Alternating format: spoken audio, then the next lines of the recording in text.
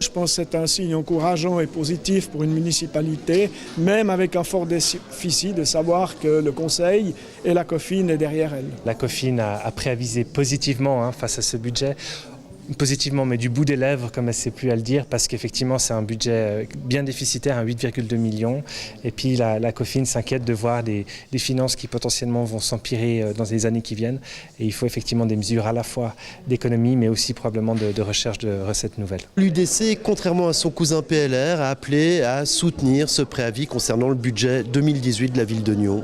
Oui, effectivement, on a appelé à soutenir en se bouchant le nez, comme je l'ai dit, parce qu'effectivement, plus de 8 millions de déficit, c'est quand même un chiffre énorme.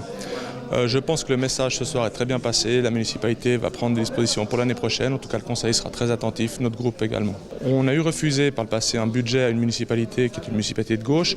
On a franchement beaucoup discuté de ce budget, mais je pense que la plus sage des décisions, c'est celle qui a été prise ce soir et tout le monde va être attentif pour l'année prochaine. Pourquoi avoir appelé le groupe PLR à voter non à ce budget? Il faut rappeler à la municipalité qu'un budget déficitaire, il n'y a aucun résultat, aucun message clair qui apporte une solution neutre ou en tout cas équilibrée pour les prochains exercices. Ce qui est certain, c'est qu'aujourd'hui, nous, on a entendu le message de nos ensembles des centres droits sur la décision qu'ils ont prise.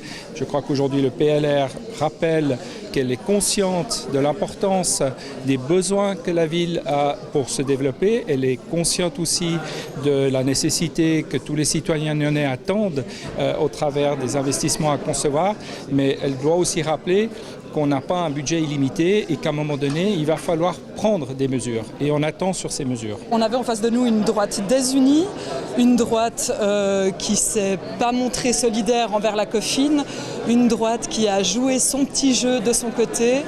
Et à côté de ça, quand même des partis, le PIN, l'UDC, les Verts libéraux, qui ont joué le jeu avec la gauche et qui ont fait confiance à la COFIN et tout le travail que nous avons réalisé pendant plusieurs mois. Le PS fait confiance à la municipalité, malgré une municipalité de droite. Ça fait depuis 2004 au moins que les budgets sont présentés de manière négative, déficitaire, et les comptes de manière positive ou à l'équilibre.